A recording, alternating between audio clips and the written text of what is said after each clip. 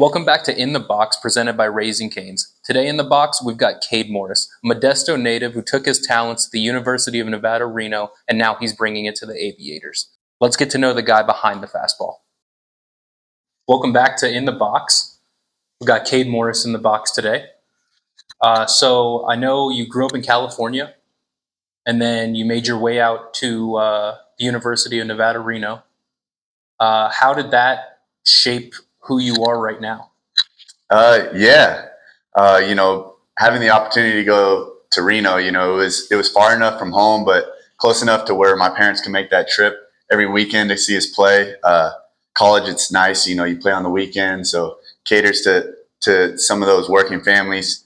But I was able to, get away from home and kind of mature and, become who I am today, find who I was away from home, and it helped me a lot. It was cool. So, and also like I said, being close enough though to show, be able to play ball near my family, which was cool. All right.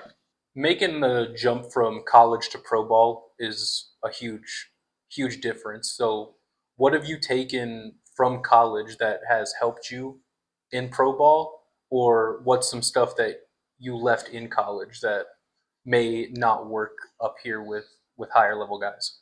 Yeah. I think in college you get a limited amount of games. So it's like you want to win every game. And then the understanding of what wins baseball games, every pitch, win the pitch. So I think that part of college ball I picked up, and man, you can't really take a pitch off. And, we play a lot of games in pro ball. That's different than college, so understanding there's a lot of times where you could get into these lows and these highs, and understanding that and being, okay, every pitch matters. It doesn't matter if it's, August or if we're starting in April, it's the same game. Yeah. You got to be the same mentality, same locked in. So I think, that kind of every pitch aspect, I picked that up from college. Pitching is as much mental as physical. So how do you get locked in for a game versus the average guy? Yeah. It's almost like, football in a sense, as a starting pitcher, you get one game a week. So it's kind of weird. You have all these emotions and this adrenaline, you have this high, you want to be able to kind of mellow out. So I kind of meditate. I take 10 minutes aside right before a game, just to kind of work on my breath. So, I know when I get on the mound, I'm going to be, amped up, just the type of guy I am, but learning how to get to my breath and get back to being calm and being in the moment. I think that's a huge piece of it is just being in the moment where I am, not thinking about, oh man, this is going on, this, that, just kind of being where the feet are. I know that's a cliche, but it's true. All right. Yeah. I mean, that's who you are. That's how you get into it. So if you weren't on the mound chasing your dreams out here, is there a place that you would be? Did you study something at Reno that you thought maybe hey, back up? But yeah, I mean, man, there's probably never been a plan B.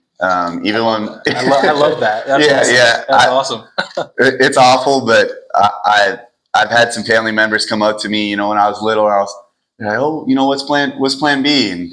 And I would look to my mom, plan B. Yep. Come on, I'm gonna be a baseball player. So this has been the dream, and being able to be here and just live it out is amazing. That's awesome.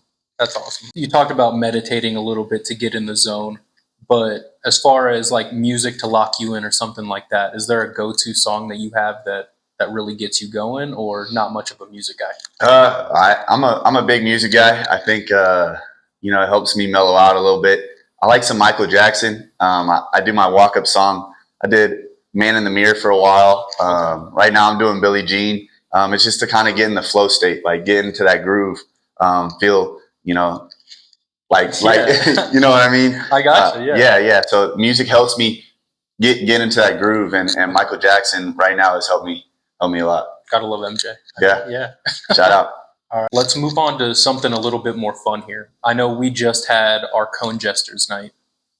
Is there an alternate identity that you could think of that if you were put in charge of the brand that you would choose? I don't know. The cone jesters was pretty good, and the cutoffs were, man, that was a look, right? Yeah. Oh yeah. I know they did the gamblers Yeah. one year. I heard a lot of people were a fan of that one, so if we could get that one back, that would be pretty cool. All right. Yeah. Yeah, I the know gamblers. the fans love that one too. Yeah. You've been with the Aviators for a little bit now. Is there a guy in the clubhouse that's just an absolute character that can make everybody laugh and just that you really look to for a good laugh or anything like that? Alejo Lopez and Nick Martini, those have been the guys in the clubhouse that get everybody going. There'll be days where guys are feeling low, or there's, like I said, in this game, there's highs and lows, and those are the type of guys where you're going to get every day. Okay. You show up and you're like, man, yeah, let's go. Awesome. So those type of guys are fun to be around. I love that. If you could face any hitter in MLB history, who would you want to go up against? Man, any hitter. I mean, the competitor in me wants to say Barry Bonds, but okay. Man, that's probably a tough at bat, right? Oh yeah. It doesn't matter who's up on the bump. I mean, Barry's always had it. Yeah. Just the competitor, like his mindset, man, like I'm taking this guy deep. I'm the same way, like I'm getting you out. So that would be a fun at bat for me. I think, any right-hander, fun matchup. All right. Back to college real quick. At Nevada, you were on a staff that had a lot of firepower.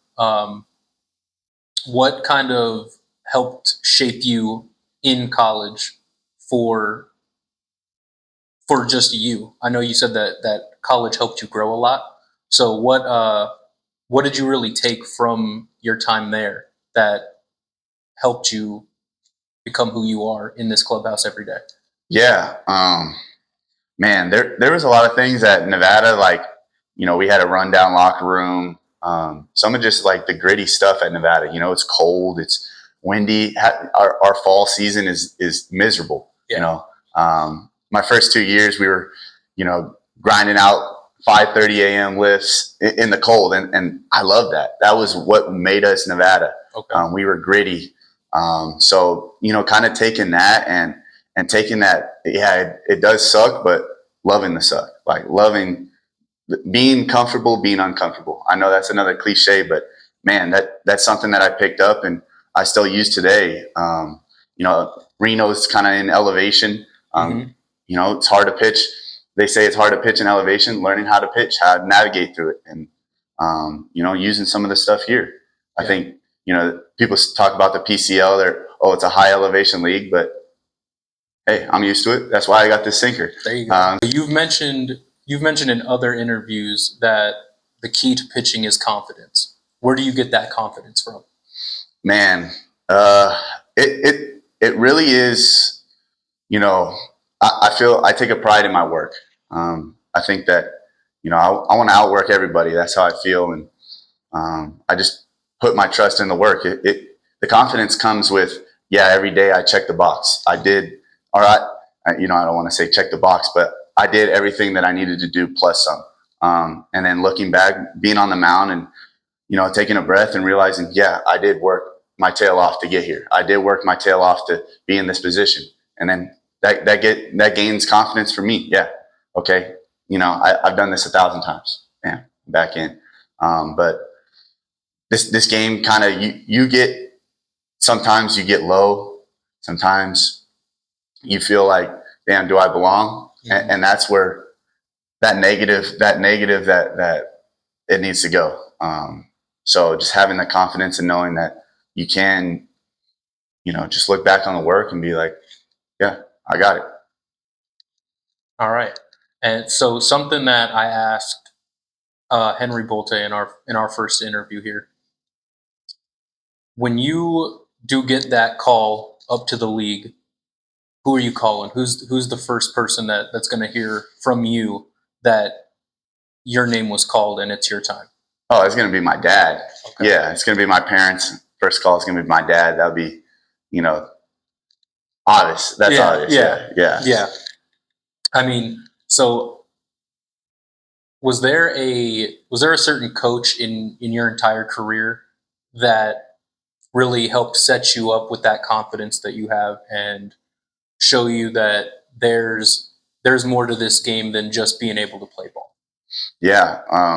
Well, my dad, me my first call, because he instilled all that stuff into me, the belief of confidence and to stay humble and just all that stuff, and having that with it takes a village, right? Yeah. And I was raised with some great friends across the street that gave me the opportunity to play ball and just out in the street and play tennis ball. So one coach, man, to put on one coach, funny story, Steve Soderstrom, Tyler Soderstrom's dad, he was actually my pitching mentor growing up. We kind of worked at Backyard Sports together, had a relationship, and he taught me a lot of things that I use in pitching today. So that's one person that I'm thankful for. That is cool. I didn't know that he was working with you like that. So yeah, that's funny. It's funny, and now we're both on the A's. It's a